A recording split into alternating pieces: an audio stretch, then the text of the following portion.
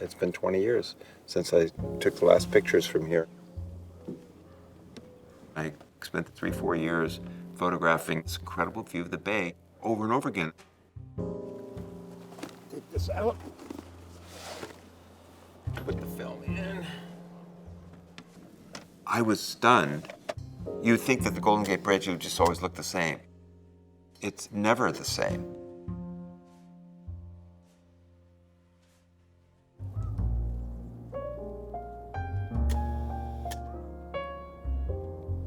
When I look back on my works, it's a time machine. It triggers memories that otherwise are gone.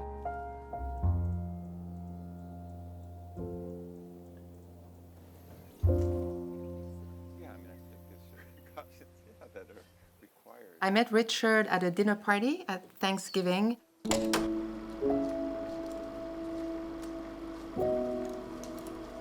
But we really clicked when I did a story on him for Mother Jones about the bombing range that he was working on. I have actually written a lot about our lives together on the road. At some point, I'm not sure if I should read that. Action? It has been 12 years now of this adventure, joining Richard on his travels to remarkable sites. What stands out most? The post-apocalyptic landscape of Bravo 20, its stillness of things obsessively, methodically destroyed. His affinity for the desert runs deep, a landscape many consider a wasteland. Nothing could be further from the truth. Here, the earth is alive, simultaneously old and new. There are salt beds as bright as snow and silver-green thickets, white dunes, and rock formations as improbable as any modern sculpture. He was incredibly passionate about everything that he did, and he also had a great sense of humor. Moo, moo, I saw you standing alone without a calf of your own. They've never run away from me before. I think the whole thing was rather enchanting.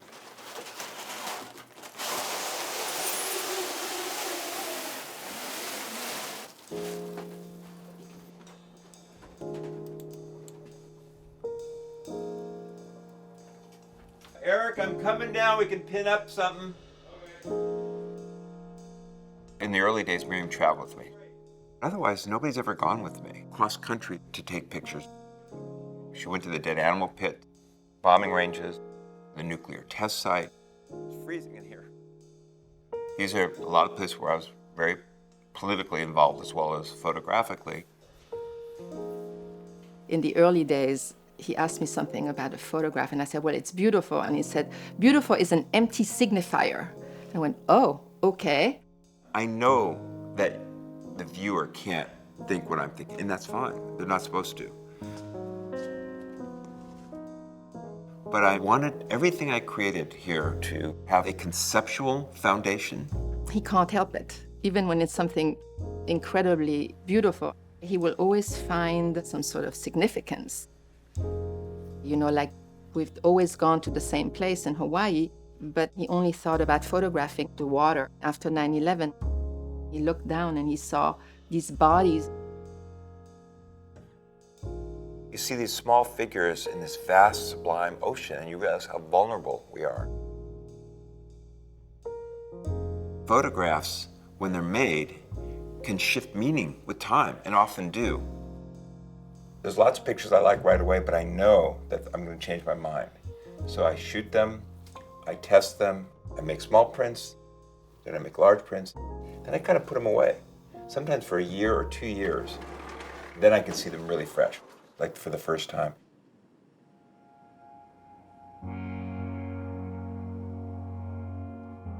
In the warehouse, which serves as Richard's studio and was until recently our home, there is a long, dark corridor laden with shelves of negatives and contact prints, tens of thousands of them. Most of them will never see the light of day, but they all harbor the potential for life.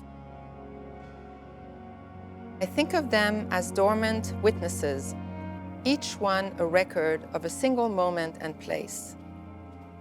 For me, knowing that Richard will not, cannot throw them away adds to the mystery of the photographer's process.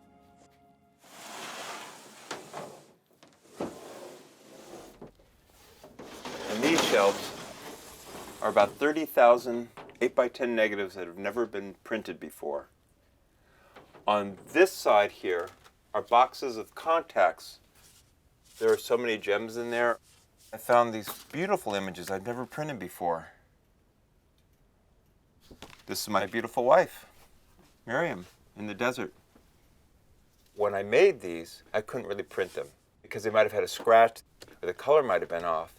So I put them away. And I didn't throw them out. Now today with digital technologies, it's possible to scan them, fix errors. Oh, look at these night skies and these. I've never printed these before. I just think he senses that time is running out and he just wants to do more.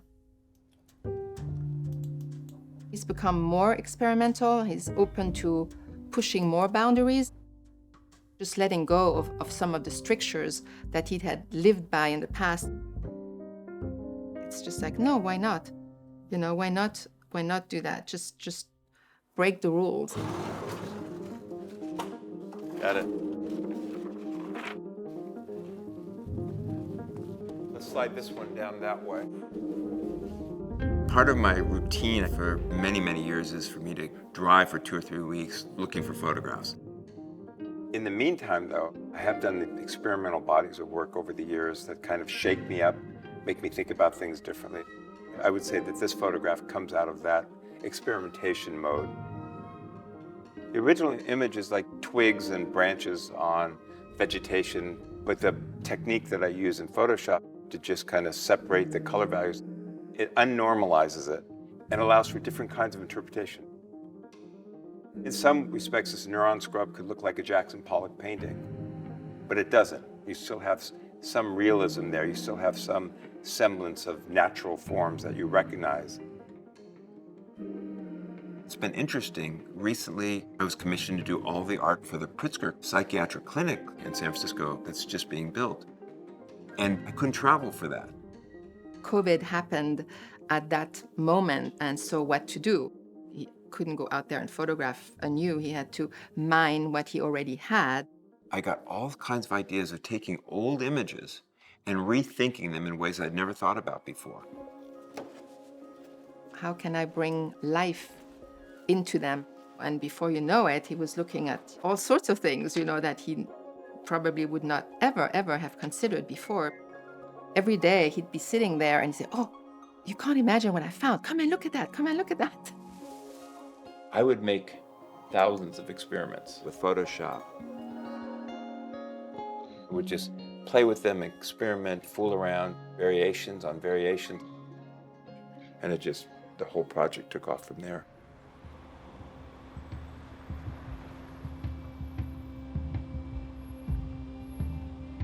One of the big challenges that we face in psychiatry in general, in medicine, and in really embracing psychiatry as part of medicine is this lack of care and respect for inpatient facilities.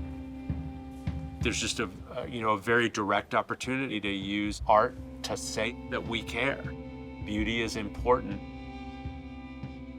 We really hope that anyone who walks in the door here can be uplifted by the physical environment, that all of that will contribute a sense of optimism and hope.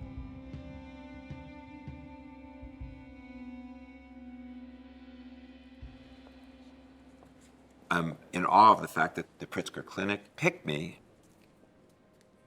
A lot of my work is very tough work, things that could be a potential trigger, not the kind of thing you would expect in a psychiatric clinic.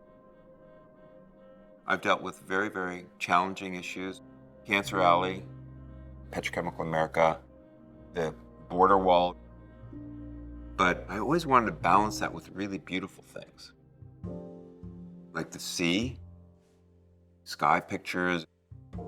The Golden Gate Bridge, it's like a foil against the darker projects that I've done.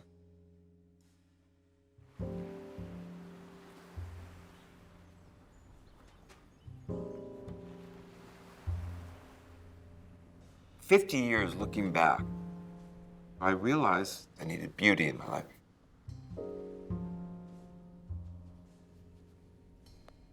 When he senses a photograph to be taken, his attention turns away from everything else.